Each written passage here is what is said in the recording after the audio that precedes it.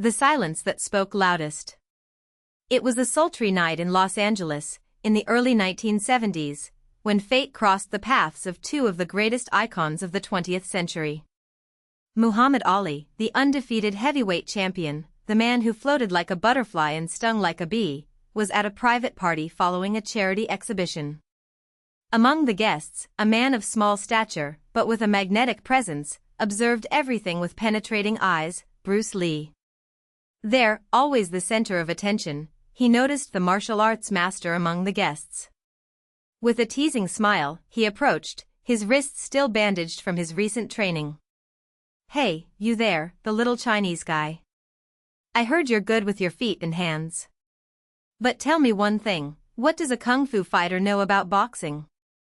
The crowd around laughed, expecting a response to match the champion's ego. Bruce Lee, however, was not shaken. He kept his gaze steady, as if he had already foreseen that moment. "Boxing is a dance of strength and speed, champion. But the fight is not just about punches. It's about understanding space, time, your opponent, and yourself." Ali crossed his arms, amused. "Ah, so you're one of those martial arts philosophers? Spare me. You're just another fighter. I'm the greatest. The whole world knows that." Bruce smiled, serenely. "The world knows what you tell it. But what do you know about yourself?" Ali's smile faltered. There was something about those words, the calm with which they were spoken, that disarmed him. Bruce wasn't challenging his strength, I was questioning its essence. "I am Muhammad Ali. The greatest of all time. And I'm Bruce Lee. But being the greatest isn't about titles. It's about what you carry here." He touched his own chest. "You can beat 100 men, but if you don't understand why you fight, you will still be a prisoner." There he was silent. The crowd, previously eager for an exchange of barbs, now watched in anticipation. The champion, used to dominating any conversation, had no answer. Bruce Lee had not raised his voice, he had not made threats. He had just spoken the truth. You're different," Ali murmured, finally. "We all are," Bruce replied. "But few choose to see." Ali extended his hand, not in defiance, but in respect. Bruce squeezed her, and in that simple gesture, two worlds met. One, made of screams and spotlights, the other, of silence and depth. And, for an instant, the greatest boxer in the world understood that there was something beyond the ring. Bruce Lee never needed to prove anything to anyone. His philosophy had already left Muhammad Ali speechless. And sometimes silence is the greatest victory. The weight of words. The handshake between Bruce Lee and Muhammad Ali echoed like thunder in the hall. The crowd, once eager for verbal blood, now fell silent, digesting what they had just witnessed. It had not been a battle of egos, but a collision of philosophies, one that thrived on spectacle, another that thrived in stillness. Ali, still stunned, took a step back. His eyes, normally sharp as blades, now sought something beyond the ring. "You don't fight like the others," he said, almost to himself.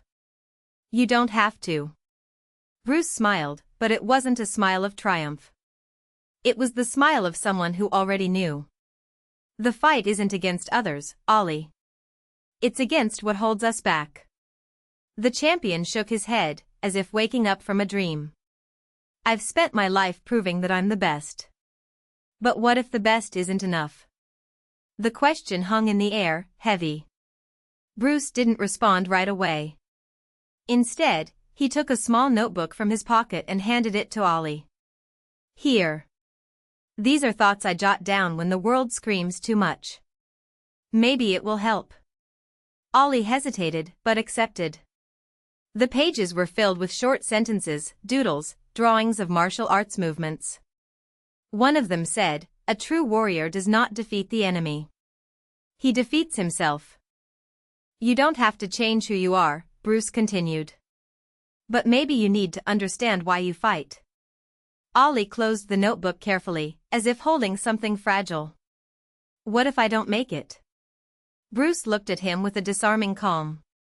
Then you've already lost before you even step into the ring. The legacy of silence. The following years saw Ali continue his career, but something about him had changed. He was no longer just the invincible champion, the king of the show. In interviews, he quoted phrases from Bruce Lee. In training, he sought not only strength, but clarity. And, in his loneliest moments, he opened his notebook and read the words as if they were a map. Bruce, in turn, followed his path, teaching, creating, breaking barriers. But he never forgot that meeting. Years later, when news of his untimely death spread, Ali was one of the first to pay tribute. He showed me that the greatest fight is not against others, he said in an emotional speech. It's against the noise inside us. And so, two men who could have been rivals became something greater, a reminder that sometimes victory lies not in winning, but in understanding. Silence, after all, has always been the greatest of martial arts. The meeting that changed everything. The night Muhammad Ali and Bruce Lee crossed paths for the first time was not planned. It was 1972, in Los Angeles, during a private screening of Chinese Dragon, the film that would establish Lee as a global icon. Ali, at the height of his career, was in the city for an exhibition fight and, at the insistence of his manager, agreed to attend. You need to see this guy, Herbert Muhammad, son of Elijah Muhammad, leader of the Nation of Islam, had said. He doesn't fight like anyone you've ever seen. The gym was almost empty, lit only by a few spotlights that reflected the sweat of Lee's few students. Ali arrived in a white suit, accompanied by his entourage, and sat in the back row, arms crossed, watching. Bruce, wearing black pants and a bare torso, moved with almost supernatural precision, demonstrating blows that seemed to defy the laws of physics. A sidekick that stopped inches from a student's face. A punch so fast the air whistled. There, accustomed to being the center of attention, he felt something rare, genuine curiosity. When the demonstration ended, Bruce noticed the tall man in the audience. No introduction needed. You're the greatest, he said, drying his face with a towel. But I don't believe in greater people. Only in those who are willing to evolve. Ali laughed, a deep, infectious sound. Then teach me this art of yours, master. I want to see if you are as good as they say. The challenge was accepted instantly. The two faced each other in the center of the mat, not as opponents, but as students of each other. Ali, with his agile footwork and powerful punches, tried to immobilize Bruce. Lee, however, dodged with fluid movements, like water running between his fingers. With each thrust from Ali, Bruce responded with a minimal contraction, an almost imperceptible deviation. You're strong, Lee said, after dodging a direct shot. But unchecked force is just noise. There he stopped, panting. And what do you have besides control? Bruce smiled. Silence. Ali's notebook. In the following months, Ali began to carry with him a black-covered notebook, a gift from Bruce. Inside, notes on breathing, philosophy and excerpts from books that Lee had recommended, the Tao Te Ching, the Book of Five Rings, even passages from the Quran that talked about patience. The fight doesn't start when the bell rings, Bruce had written on one of the pages. It starts when you decide who you want to be. Ali never publicly admitted it, but those teachings changed his approach. Before, he provoked his opponents with sharp rhymes and promises of knockouts. Afterwards, he began to study his opponents with an almost scientific intensity. In the fight against George Foreman in Zaire, in 1974, he used the rope-a-dope strategy, letting Foreman waste energy while he protected himself on the ropes. Many saw cowardice. But Ali knew what he was doing. He waited for the right moment, as Bruce had taught him. When Foreman tired, Ali knocked him out with surgical precision. I didn't win because I'm stronger, he said afterwards. I won because I learned to listen. The invisible legacy. Bruce Lee died in 1973, aged 32, from cerebral edema. The news shook Ali deeply. That night, he locked himself in his room and read the notes in his notebook aloud, as if the words could bring his friend back. The next day, during a press conference, he was asked about Lee's death. "People say he was fast, strong, a genius," he replied, looking at the cameras. "But the truth is, he was a teacher. And the best teachers don't just leave behind students. They leave behind lessons." Years later, when Ollie was already battling Parkinson's, he still kept the notebook nearby. In an interview with ESPN in 1996, the reporter asked if he believed in destiny. Ollie flipped through the pages, stopping on a quote from Bruce, "Be water, my friend. Fate is not a straight line," he said, closing the notebook. "It's a river. Sometimes you flow, sometimes you hit rocks. But it never stops moving." The last round. In 2016, when Muhammad Ali passed away, the world remembered his fights, his titles, his memorable phrases. But few knew of Bruce Lee's silent influence on his journey. At the funeral, among the thousands of people, an elderly man of Chinese origin placed a white rose on the coffin. It was Dan Inosanto, Bruce's student and guardian of his legacy. "He taught Ali what no coach could," Inosanto said later. "That true strength is not in winning, but in knowing when not to fight." And so, two men who could have just been names on fight posters became something greater, a reminder that greatness lies not in what we achieve, but in what we leave behind. There, with his fists and poetry. Bruce, with his philosophy and movement. Together, they proved that the most important ring is not made of ropes, but of choices. And silence, after all, has always been the greatest of martial arts. The legacy that transcended the ring. Muhammad Ali's wake was a spectacle of pain and reverence, but amid the tears and fiery speeches, there was something more, an invisible thread that connected two souls who had changed the world without ever facing each other. Dan Inosanto, the man with the wrinkled face and serene eyes, was not just a disciple of Bruce Lee. He was one of the few who understood the depth of what Ali had absorbed from that distant master. These were not blows or kicks, but a philosophy that seeped like water between stones, silent, inevitable.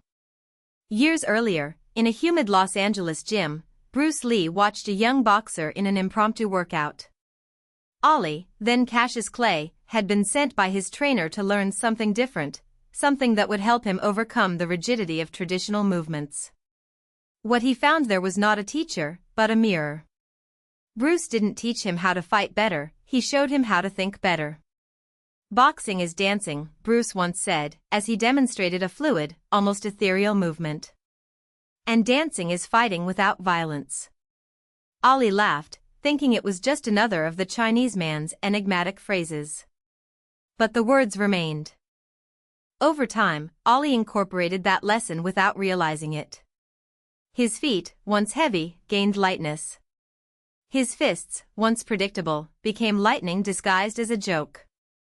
And most of all, he learned what Bruce called the power of not fighting. It wasn't cowardice. It was strategy. It was knowing that some battles didn't need to be won with punches, but with words, with presence, with the simple refusal to bow down. When Ali refused to fight in Vietnam, many called him a traitor. But he knew, just as Bruce knew, that true courage lay not in obeying, but in questioning. The meeting that never happened.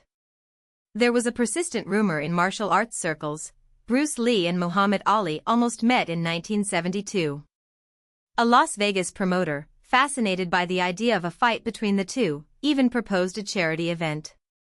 "The Dragon against the Greatest," said the posters, although no one knew for sure what this battle would be like. Bruce, always curious, accepted the challenge in theory. Ali, in turn, laughed when he heard the proposal. "I don't fight men who weigh less than my leg," he joked. But deep down, there was respect. He had seen Bruce's films, read his interviews, felt the same energy that emanated from his own speeches. The meeting never took place. Maybe it would be better this way. A fight between them would have been spectacular, but short-lived. What remained was something more lasting, mutual influence, invisible to the public eye. Bruce, in his later years, began to use the written word more, poetry, as Ali did. And Ollie, in turn, started training with looser movements, almost as if he were dancing. When Bruce died in 1973, Ollie was one of the few Western athletes to send a message of condolence to his widow, Linda Lee Cadwell. "He taught me to fly," he wrote. It wasn't a metaphor. The silence that speaks loudest. At Ollie's funeral, years later, Dan Inosanto was not the only one to lay a white rose on the coffin. Among the thousands of gifts as flowers, boxing gloves, poems, was a small, rolled-up parchment tied with a red ribbon. Inside, in delicate handwriting, were lines from a Bruce Lee poem. *Be water, my friend. Water does not fight against stone. It circumvents it, surrounds it, overcomes it without violence. Because water has no shape, but it shapes the world.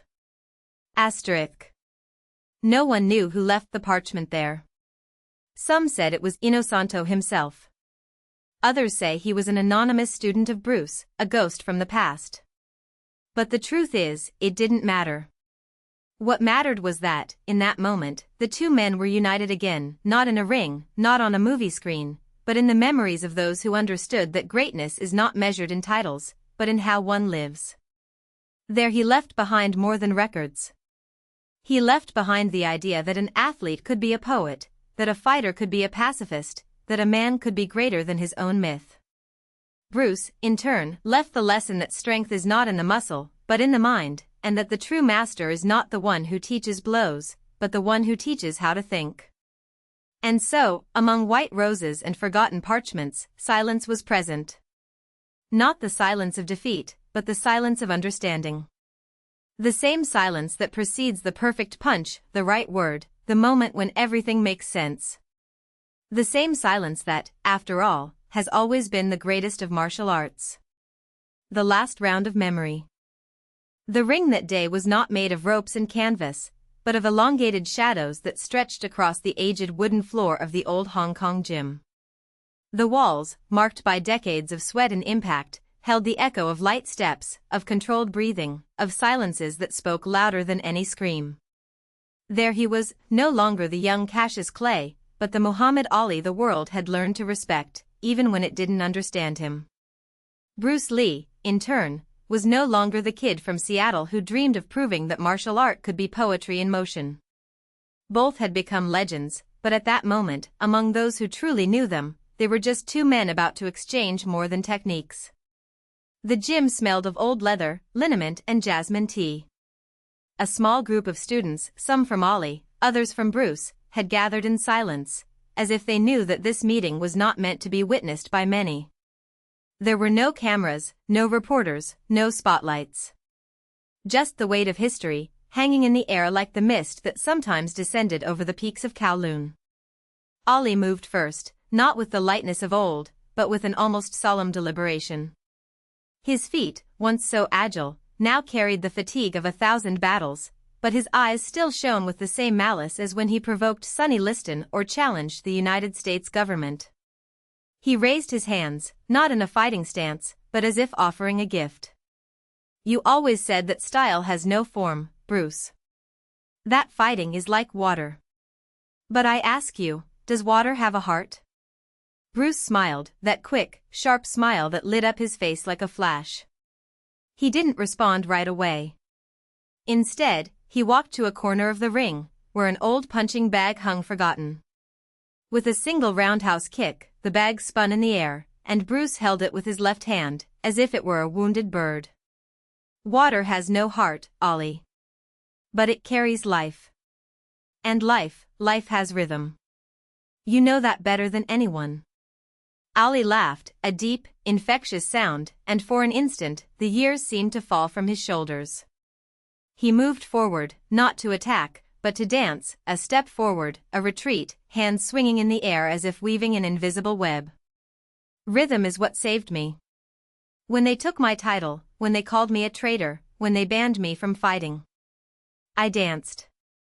I danced in prison, I danced in interviews, I danced in my head.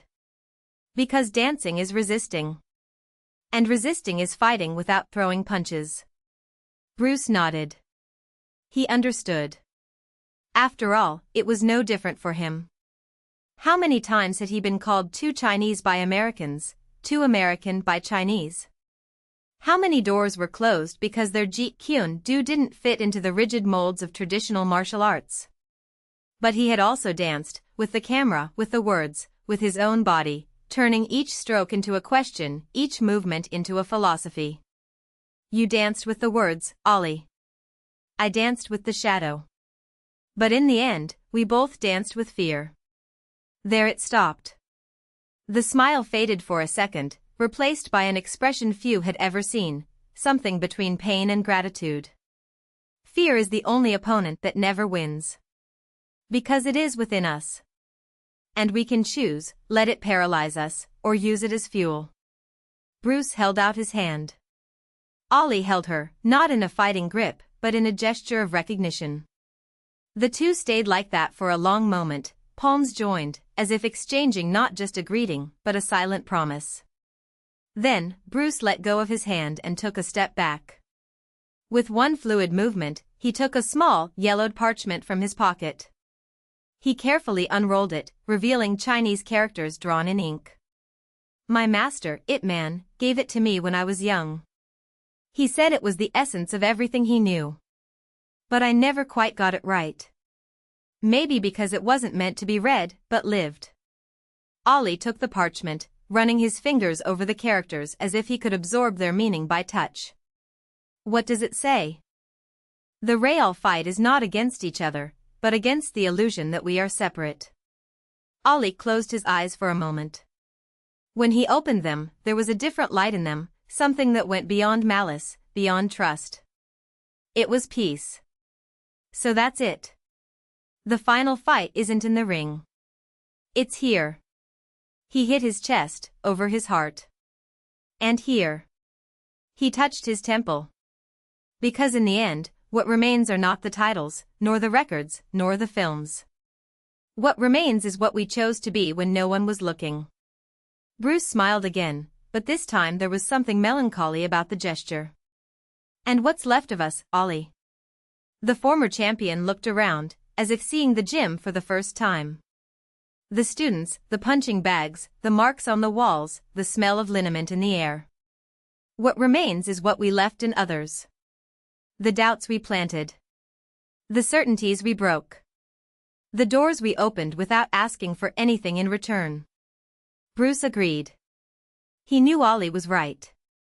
After all, how many fighters had been inspired by his refusal to fight in Vietnam?